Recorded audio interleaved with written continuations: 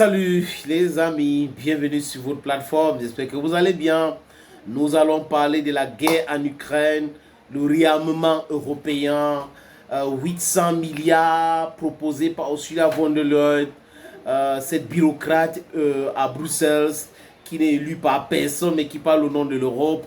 Nous allons parler aussi de la faiblesse de l'Europe et la réaction de l'ambassadeur de la Russie en France qui était invité sur la chaîne de propagande pro-ukrainienne qu'on appelle LCI, cette chaîne qui n'a pas de journalistes mais des propagandistes et des communicants et les experts de carton qui sont recrutés dans l'armée, dans la presse et dans beaucoup d'autres domaines. Ils étaient hier les experts de Covid, ils sont devenus maintenant les experts en guerre en Ukraine avec des mensonges à longueur de journée, les amis. Nous allons parler de tout cela. Abonnez-vous. Je suis l'homme le plus noir de la terre. Il me plaît de le dire parce que je suis fier de cette terre-ci. Notre plateforme, c'est pour la vérité. Notre plateforme, c'est pour la justice. On restitue les faits, rien que les faits. On n'est pas là pour dire des choses pour nuire. Mais on n'est pas non plus ici pour dire des choses pour plaire. Oui, on ne va pas se taire pour plaire ou parler pour nuire. C'est les faits et rien que les faits. Si les faits blessent, ça veut dire que ces gens-là sont des menteurs. Parce que si quelqu'un se trompe, et se trompe de bonne foi, il ne peut pas se fâcher quand on est en train de restituer les faits. Il va dire oui, ici, je vais me corriger. Oui, parce que nous faisons dans la critique constructive. Mais on n'oublie pas aussi, les amis, que si vous nous invectivez, nous allons à retour vous invectiver. Parce que ceux qui sont violents comprennent le langage de la violence. Ceux qui sont violents physiquement comprennent aussi le langage de la violence physique. C'est de ça qu'il est question, les amis. Les amis, l'ambassadeur de la Russie, de la Fédération de la Russie, Alexandra Oulov, était l'invité sur LCI. Et il les a conseillés. Je vous suggère de l'écouter. Et attention, le réarmement que proposent Macron et les autres dirigeants de l'Europe va ruiner l'Europe. On ne peut pas empêcher la Russie de se réarmer, mais vous ne pouvez pas empêcher non plus l'Ukraine et l'Europe de se réarmer. Non, on ne peut pas empêcher, mais je crois qu'il y a d'autres moyens pour assurer la sécurité. Il y a des moyens diplomatiques. Souvenez-vous de tout ce processus de house control des années 70, l'acte final d'Helsinki, ça coûte beaucoup moins cher et ça a marché très bien jusqu'à la fin de l'Union soviétique. Et attention, le réarmement que proposent Macron et les autres dirigeants de l'Europe va ruiner l'Europe, puisque les armes, vous les aurez au plus tôt dans 10 ans, et dans 10 ans, la situation va complètement changer, et même avec des sommes faramineuses qu'on veut payer pour leur armement, l'Europe ne pourra pas faire face à la Russie. Les diplomates russes ont une clairvoyance, font une très bonne lecture de l'actualité. Vous savez pourquoi? Parce qu'ils sont honnêtes intellectuellement. Et ils ont la bonne foi. Quand on écoute un diplomate russe, même quand il est acculé sur les plateaux de propagandistes, il garde son calme et il présente les faits. Vous vous rappelez de Piotr Tolstoï? Il rappelle les gens à l'ordre avec un discours parfois violent si vous amenez la violence et parfois pédagogique pour faire comprendre les choses à certaines personnes en Europe. On les a toujours trop menti, qu'ils étaient trop riches, ils étaient ceci, ils étaient cela. Mais c'était à l'époque, 1884, 1896, c'est bien loin derrière nous. L'esclavage, la colonisation, c'est bien loin derrière nous. Les choses évoluent, les gens avec, les mentalités, la démographie. Et en réalité, aujourd'hui, on se rend compte que l'Europe est sec. Il n'y a rien sur le sous-sol européen.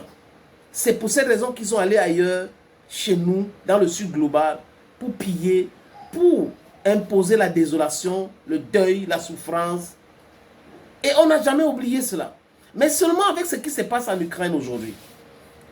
On se rend compte, je ne dis pas moi, parce que j'étais au courant, je parle de beaucoup d'autres personnes qui ne comprenaient pas quand on parlait de cette histoire, que les Européens ont toujours menti, qu'ils ne sont pas forts. Parce qu'on avait dit ici que les Européens ne peuvent pas battre la Russie. Ce n'est pas possible.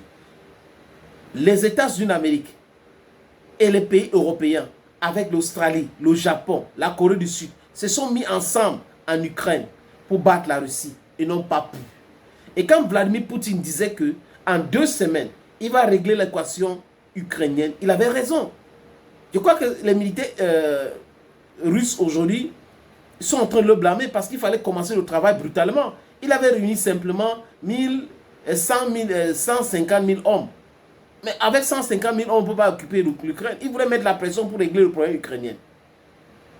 Mais les Occidentaux avaient autre chose dans leur tête. L'affaiblissement de la Russie. C'est ça qui les animait. Et pour eux, c'était le bon moment.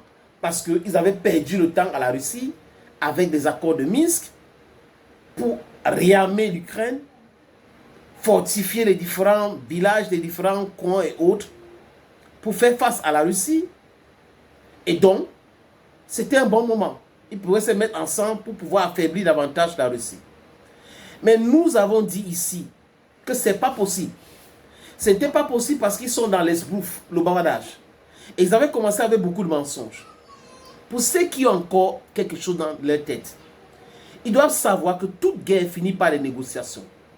Si toute guerre finit par les négociations, pourquoi pas négocier? Pourquoi déclencher donc une guerre? Est-ce qu'il faut apprendre ça? Toutes les guerres au monde que les Américains et les Européens ont menées, elles finissent comment? Par des négociations. Pourquoi donc déclencher la guerre pour éliminer les gens, pour tuer les gens? Ce bain de sang, c'était pourquoi? Parce que dans l'aide, la Russie est faible et tout ça. Mais quand tu regardes la Russie, comparé aux pays occidentaux, vraiment la Russie c'est 17 millions de kilomètres carrés. L'Europe de l'Est, l'Europe de l'Ouest peut entrer en Russie jusqu'à il y aura l'espace. La Russie est plus grande que les États-Unis 2 ou 3 fois. Après l'Afrique, la Russie c'est le deuxième pays. Pourquoi? Parce que pour moi l'Afrique c'est un pays. C'est le deuxième pays le plus grand. L'Afrique c'est 30 millions de kilomètres carrés. Quand j'ai dit cela, les amis, c'est pour dire que, donc quand les Russes parlent, ils parlent avec les faits, ils parlent avec le sérieux. Quand les Occidentaux parlent, ils parlent avec beaucoup de mensonges, c'est-à-dire que c'est des roublards. L'ambassadeur vient de parler, vous avez écouté. Au lieu de penser réarmement de l'Europe, pensez diplomatie, régler les problèmes de sécurité pour tout le monde. Régler les problèmes de sécurité pour tout le monde. Ils vont s'armer, les amis. En tant qu'Africain, je regarde mon sous-sol. Ils vont venir voler où? Pour ces réarmements, parce qu'il faut avoir la matière première. Les Américains vont torpiller cela. Ça va devenir trop cher, il y aura des sabotages. Ça va se passer comment? 800 milliards. Il faut que les gens souffrent pour le réarmement. Les Européens, est-ce qu'ils vont accepter cela? Il y aura des partis de l'extrême droite, ou moins des partis qui vont venir dire qu'ils veulent sortir de l'Union européenne. 1, pour commencer, sortir de l'OTAN. 2, parce qu'ils vont refuser cette souffrance-là. Voilà ce qu'ils sont en train d'amener dans leur propre pays. Et on voit ça venir. On les dit, l'Europe ne peut rien face à la Russie. La Russie a déjà trop d'avance. Trop d'avance. Les Américains ont déjà trop d'avance. Si l'Europe commence à son réarmement aujourd'hui, il faut 5 à 10 ans pour réussir cela. Et il y aura des problèmes, l'instabilité économique réelle en Europe. Dire ça ne veut pas dire qu'on déteste quelqu'un, mais dire ça, c'est dire la vérité.